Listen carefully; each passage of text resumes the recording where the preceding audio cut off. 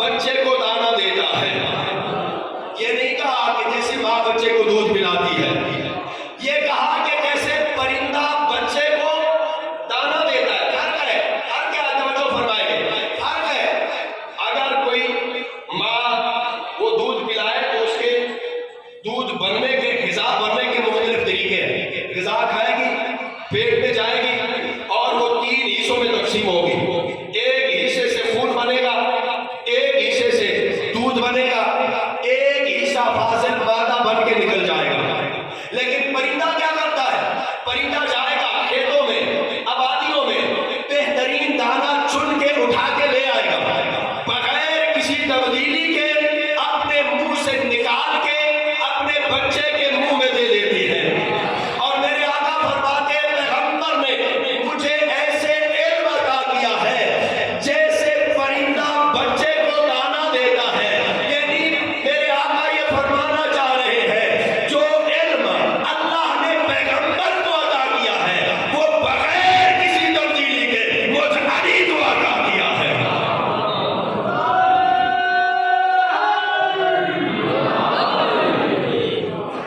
جو علم اللہ نے پیغمبر کو عطا کیا ہے وہ علم پیغمبر نے بغیر کسی تبدیلی کے مجھ علی کو عطا کیا ہے. اور پھر میں نے ہر باب سے ہزار باب علم کے نکالے ہیں. اہل بیت اطہار وہ علم کے لیے سبب زندگی ہے، جہالت کے لیے سبب مرگ ہے. آج جہالت ختم ہوتی ہے تو اہل بیت اطہار کی وجہ سے. اور یہ اہل بیت اطہار کہ جن کا علم ان کے علم کا بتا دیتا ہے، وہ حلیم ہوتے ہیں، ان کا علم بتاتا ہے کہ یہ کتنے بڑے عالم ہیں. یہ خود ساختہ بنائے ہوئے نہیں ہیں، یہ اللہ کے بنائے ہوئے ہیں. جو خود ساختہ بنائے ہوتے ہیں ان کا کردار کچھ اور ہوتا ہے. جو لوگوں کے بنائے ہوتے ہیں ان کا کردار کچھ اور ہوتا ہے.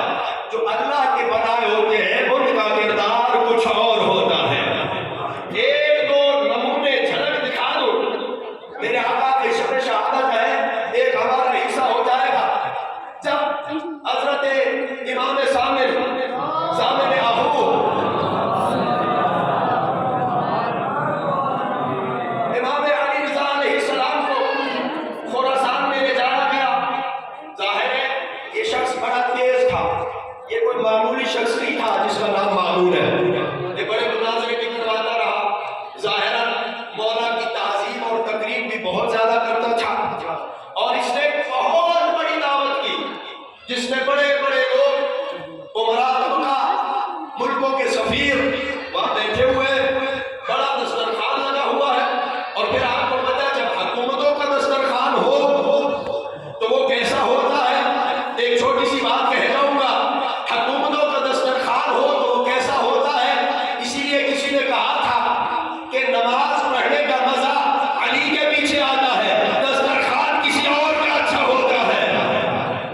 تو یہ بڑا دسترخوان، طرح طرح کے کھانے، کئی قسم کے کھانے، لوگ بیٹھے ہیں کیونکہ احترام کرتا تھا نا ظاہری طور پر. اب انتظار کر رہا ہے کہ فرزند رسول آئے تو پھر دسترخوان کی طرف ہاتھ بڑھایا جائے. احترام، انتظار ہو رہا ہے. اور ہر مہمان کے ساتھ ایک شخص کھڑا ہوا ہے، ایک غلام کھڑا ہوا ہے. امام تشریف لا کے سب احترام میں کھڑے ہو جاتے ہیں. اور جب امام تشریف رکھتے ہیں، بیٹھتے ہیں، وہ بھی سب بیٹھ جاتے ہیں، مگر وہ غلام کھڑے ہیں، وہ نہیں بیٹھ رہے، وہ دسترخوان پہ اسی طرح کھڑے ہیں. اب سب دیکھ رہے ہیں کہ فرزند رسول ہاتھ بڑھائیں تو ہم بھی ہاتھ بڑھائیں. مامون عرض کرتا ہے فرزند رسول آپ کی طرف دیکھا جا رہا ہے، انتظار ہو رہا ہے، آپ کھانے کی طرف ہاتھ بڑھائیے تاکہ سب لوگ کھانا کھائیں. میرے آقا نے ایک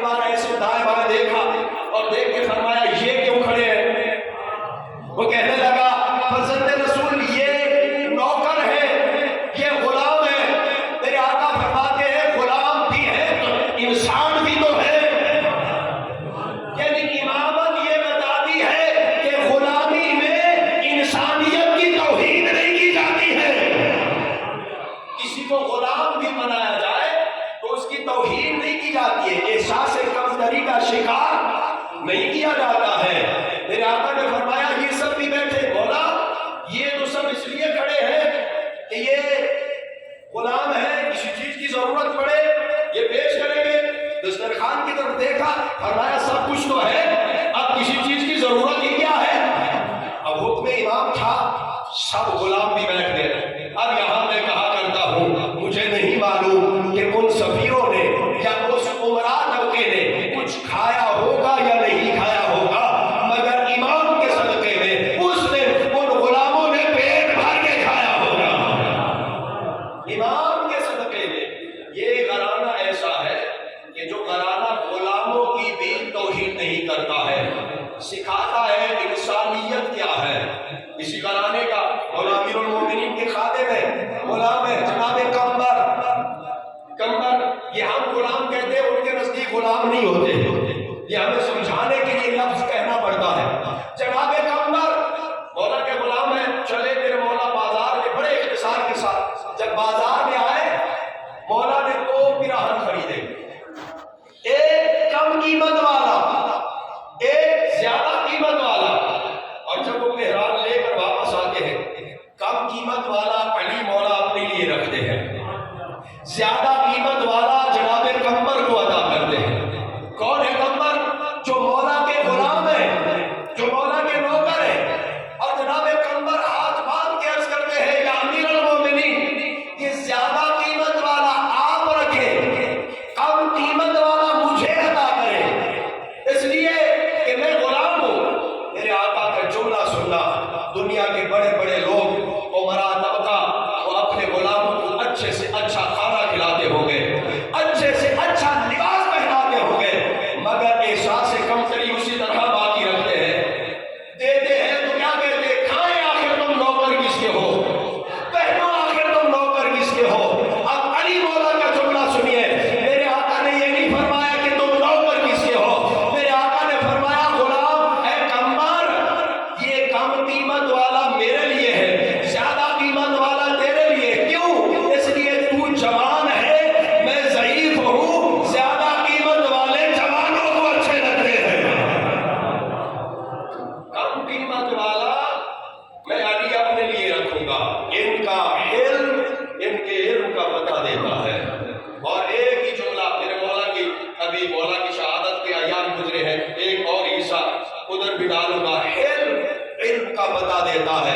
واقعہ یقیناً آپ کو سنا ہوا ہوگا، لیکن میں اپنے انداز سے بیان کرتا ہوں اور اس کا نتیجہ دیتا ہوں۔ ایک شخص شام کا رہنے والا، اسے قسمت لے کے آتی ہے مدینے میں، اور جو شام کا رہنے والا ہو، پھر آپ کو معلوم ہے شام میں کتنا پروپیگنڈا کیا گیا علی کے خلاف، اہل بیت اطہار کے خلاف۔ بس ایک ہی جملہ کہوں گا، آپ سمجھ جائیے، اتنا پروپیگنڈا کہ جب مولا کی شہادت کی خبر وہاں پہنچتی ہے کہ علی کی شہادت مسجد میں ہوئی ہے، لوگ تعجب کرتے تھے، علی بھی مسجد جاتے تھے۔ یہاں روک کے ایک جملہ میں بھی کہنا چاہوں گا، اے ظاہرین گرامی، اے امام حسین علیہ السلام کے زائر، حضرت معصومہ کے زائر، لوگ یہ نماز علی دیکھ کے تعجب کرتے تھے۔ تم اس پروپیگنڈے کا شکار نہ بننا۔ بہت سارے لوگوں کو دیکھا جاتا ہے، ادھر آزان ہو رہی ہوتی ہے، ادھر وہ ہوٹل کی طرف جا رہے ہوتے ہیں۔ ایسا ظاہر ہے، یہ کیسا ظاہر ہے کہ جو آیا زیارت امام حسین کے لیے ہو، آیا زیارت حضرت ابا عبداللہ کے لیے ہو، آیا زیارت حضرت معصومہ کے لیے ہو، زیارت حضرت امام رضا کے لیے آیا ہو، اور نماز اسے یاد نہ ہو، کربلا میں بھی آگے اسے نماز یاد نہ ہو۔ حسین بڑے مظلوم ہیں، حسین بڑے مظلوم ہیں، آج بھی مظلوم ہیں۔ حسین کے ساتھ منسوب ہر چیز کو تجارت بنا دیا گیا۔ یہ ظلم نہیں ہے تو اور کیا ہے؟ عزاداری تجارت، جب تک کچھ ملتا نہیں ہے رستے جاتے نہیں ہے۔ مجلس تجارت، جب تک کچھ ملتا نہیں ہے پڑھنے والا کوئی تیار نہیں ہے۔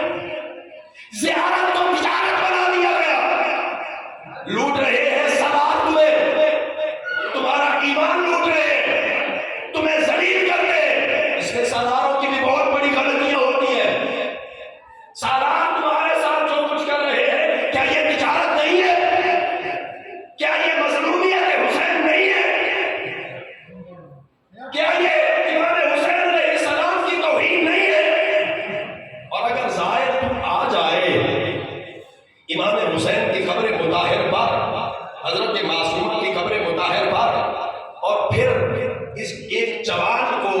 علی اکبر کی داڑھی شاد نہ رہے تو پھر کیا یاد رہے؟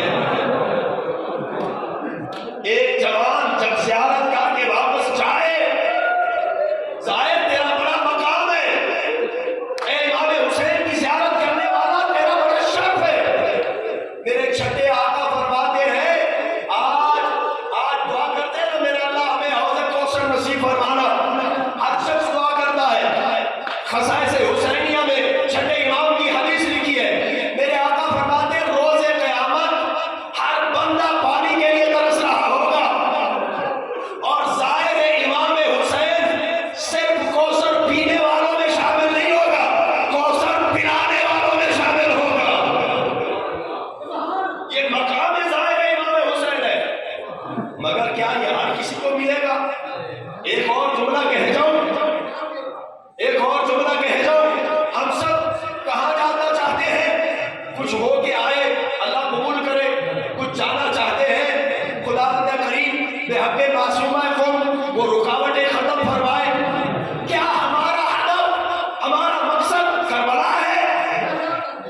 کیا ہمارا ہدف، ہمارا مقصد صرف کربلا ہے؟ میں کہوں گا نہیں، کربلا ہدف نہیں، کربلا مقصد نہیں۔ کیوں؟ اگر حسین کربلا میں نہ ہوتے تم جاتے کربلا؟ بھائی ظاہری میں جو انڈیا میں لکھنؤ میں جو کوئی نہیں ہے تو آپ جاتے ہیں ادھر؟ تو معلوم ہوا کہ کربلا ہدف نہیں ہے، کربلا مقصد نہیں ہے۔ مقصد کیا ہے؟ مقصد ہے حسین، کربلا ہے ذریعہ حسین تک پہنچنے کا۔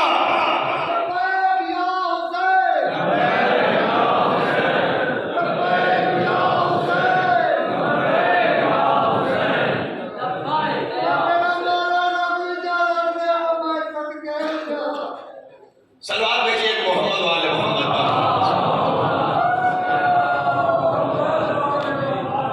کربلا ذریعہ ہے حسین تک پہنچنے کا، مقصد کیا ہے؟ حسین۔ اب جو نہیں جا سکے اللہ آپ کو نصیب فرمائے، جو ہو کے آئے ہیں ان سے ایک سوال کروں گا، کیا حسین ملے یا نہیں ملے؟ صرف کربلا سے ہو کے آ گئے یا حسین کو مل کے آئے؟ صرف کربلا تک پہنچ کے آئے یا حسین کی زیارت کر کے آئے؟ اگر آپ یہ سمجھتے ہیں، جاننا چاہتے ہیں کہ میں حسین کو مل کے آ رہا ہوں، تو پھر یہ یاد رکھیے گا، ایک توجہ دلانا چاہتا ہوں، جو حسین سے مل کے آیا ہے نا، پھر وہ جانے سے پہلے جو کچھ تھا واپس آ کے وہ کچھ نہیں ہوگا، اور اگر جانے کے بعد اور واپس آنے تک کوئی تبدیلی نہیں ہے تو پھر کربلا گیا ہے، حسین تک نہیں پہنچا۔ زری کو ہاتھ لگایا ہے، لوگوں کا ہدف اور مقصد ہوتا ہے، میں نے 6 دفعہ زری کو ہاتھ لگایا، میں نے 10 دفعہ زری کو ہاتھ لگایا۔ یہ 10 دفعہ جو تو نے زری کو ہاتھ لگایا ہے، بتا تیرے کردار میں تبدیلی کیا آئی ہے؟ بتا واپس آنے پہ ہور بن کے آیا ہے کہ وہی کا وہی رہ کے آیا ہے؟ کیا بن کے آ رہا ہے؟ پیغام دینا چاہ رہا ہوں، کیا لوٹ کے آیا ہے؟ لوٹا ہے تو کس حالت میں لوٹا ہے؟